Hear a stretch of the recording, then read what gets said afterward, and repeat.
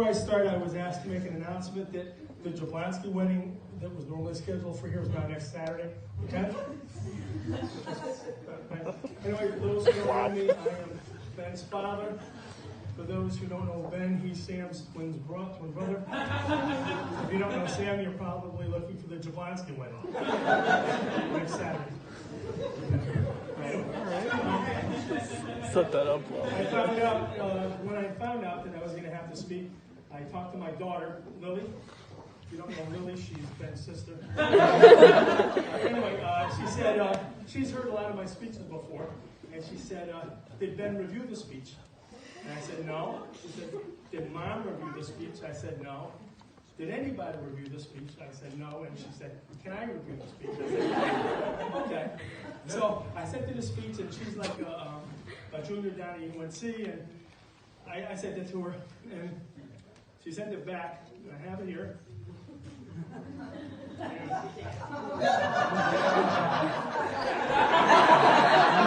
looks like that redacted affidavit.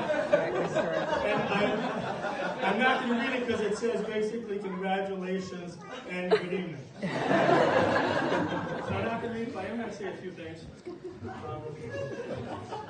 First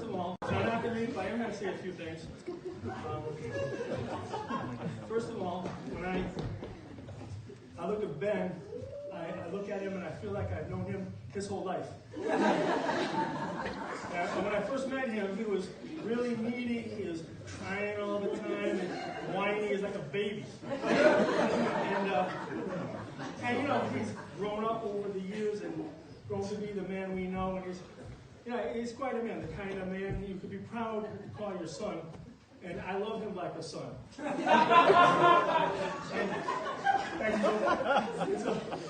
So anyway, I was thinking on the way here that Robin's got 4 girls and a boy in the family, and we've got 4 boys and a girl.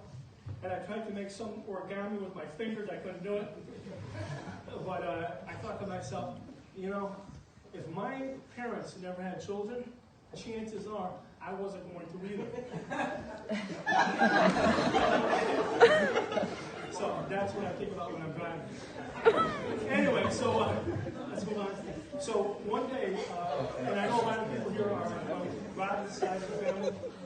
Ben came home from high school, senior one day, and he says he's going to apply to the Rotary for a language immersion program in France. And I looked to his mother, and I said, France? I didn't say France, I said France, because I speak a little French. And so he goes through the Rotary, he goes through lots of interviews, he gets a position, and he's off to France for a year. Comes back from France and says he's going to West Virginia to college. I looked to his mother, and I said, West Virginia? He goes to West Virginia for college, and then he goes down to Gainesville, Florida, and then he goes to New Paltz from one school to another. And he comes home one day after graduation with Sam and says that they're going to Israel.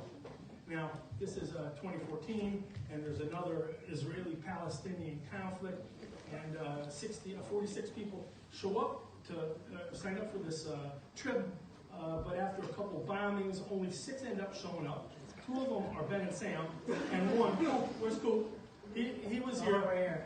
Thank you. Thank you for your service. They go to Israel. They go there. They come back without incident. No problems at all. Come back, and then Ben comes home one day and says he's joining the Peace Corps, and he's going to Africa. And you know what I say to my wife? Let's get your stuff packed. Pack his stuff up. He goes to Africa for 2 years. Now, if you know nothing about our family, we love to travel. And traveling is great. But it's not where you go. It's not how you get there. And it's not what you do when you go there. It's what you bring back. And from France, Ben brings back the command of a foreign language. From West Virginia, he brought back lice.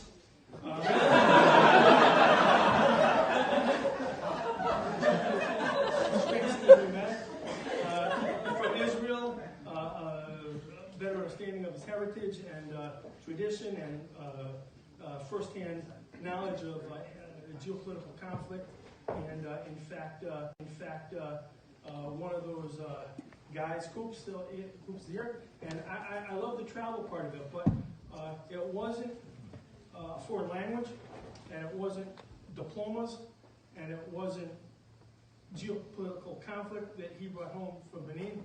It was much bigger.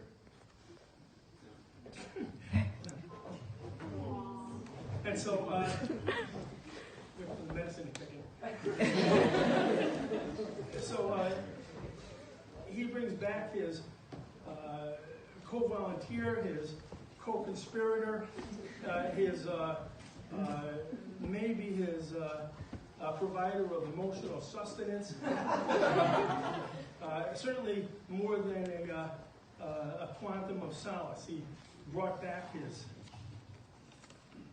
paramour, his bride tonight, and his wife forever. Robin, it is with a full heart and open arms that we welcome you and yours into our family. I think that nothing could have better prepared you to become a member of our family than 2 years in Africa.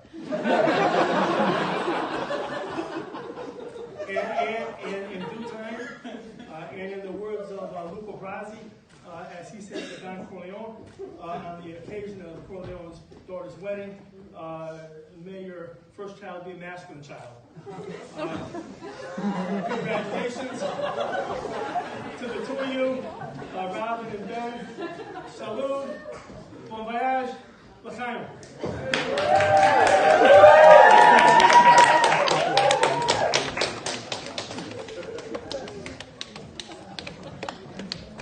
I'm not going to try to do the De Niro, I promise.